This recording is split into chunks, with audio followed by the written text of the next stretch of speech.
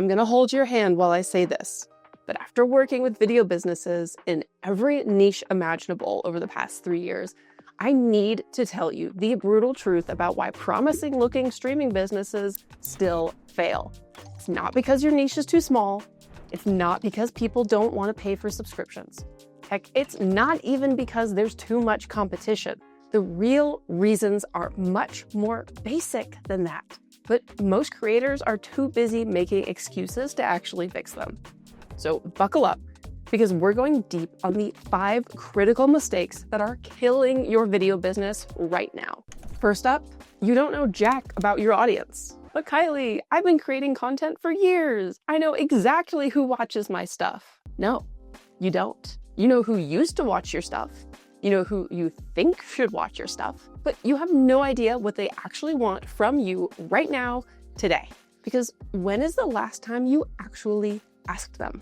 And I don't mean a casual Instagram story poll. I mean a real survey where you dig into their problems, their language, and their specific pain points. Here's what happens when you don't ask. You start talking like you're speaking to yourself instead of your customers. Your ideal people just keep scrolling right past your content because nothing you're saying connects with their reality.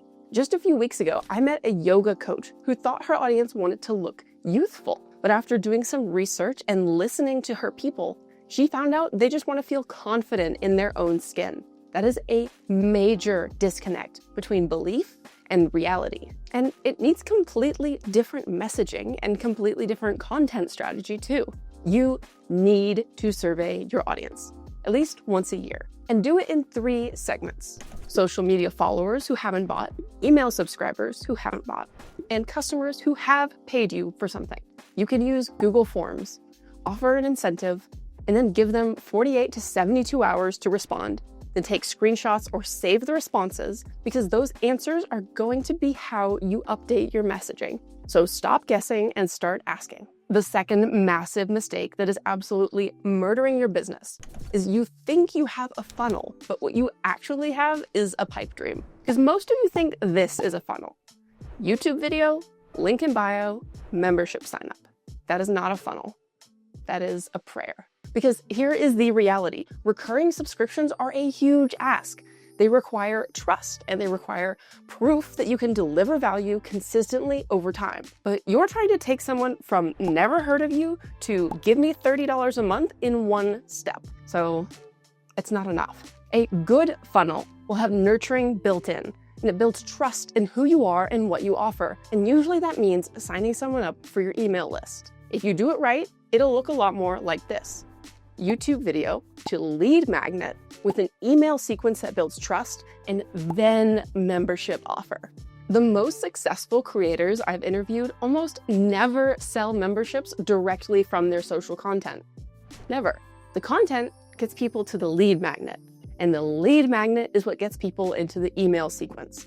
And that email sequence is what builds trust. So map out your actual funnel right now and look at what you're asking for each stage. If you're asking people to go from 0 to 60 in one step, you're losing 90% of your potential customers. The third brutal truth: you think you're good at selling, but you're not.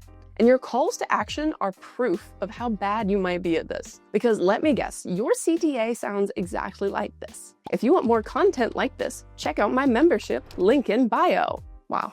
Groundbreaking stuff there.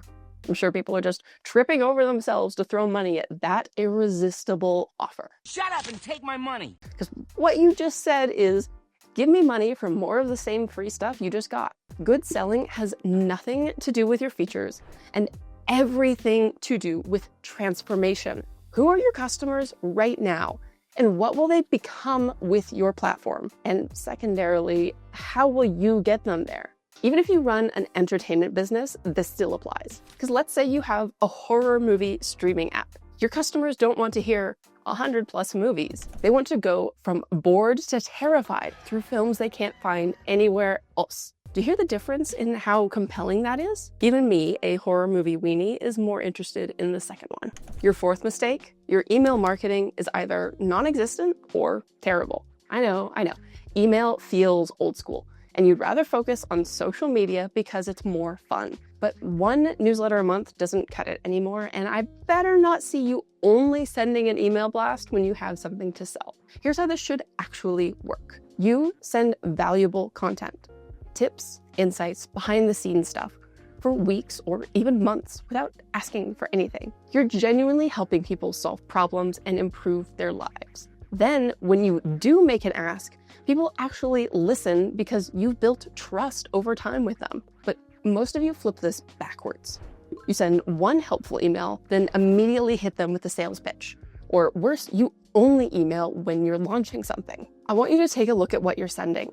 Do you have welcome emails for new subscribers? Do you have a sequence for people who download your lead magnet that teaches them something useful? And are you consistently nurturing people on your list with helpful content before you ever ask them to buy?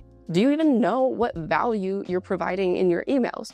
Or are you just throwing random content at people and hoping something sticks? Figure this part out and you'll be shocked how much more you can earn from the same audience you already have.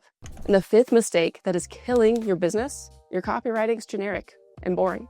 And look at your website right now and your social media captions. Does it sound like you, or does it sound like every other creator in your space? As a test, cover up your name and logo on your website. Could this copy be on the website of any of your competitors? If yes, you have a problem. Your website copy should sound like you're talking to one specific person about their specific problem using language they actually use. This is where all the customer screenshots and testimonials come in handy. They are literally telling you how to talk to them in their own words. So speak their language. And here is a cheat code. Use AI as your editor and reviewer. Take the customer testimonials, feed them into ChatGPT or Claude, and ask it to help you write copy that sounds like your customers describing their problems and your solution. But please do not let AI write everything from scratch. It should sound like you, just more organized and compelling. The good news is every single one of these problems is fixable. You can learn your audience better, you can build a proper funnel, you can improve your selling and copywriting, and you can set up email marketing that actually works. The successful streaming businesses I work with aren't doing anything magical. They're just doing these fundamentals consistently and well. If you want to see what success looks like when someone gets all of this right, we broke down what the Try Guys are doing well to promote their streaming platform, Second Try. The video is linked in the description. It'll show you these principles in action with real examples and strategies you can copy. Thanks for watching. I'll see you next time.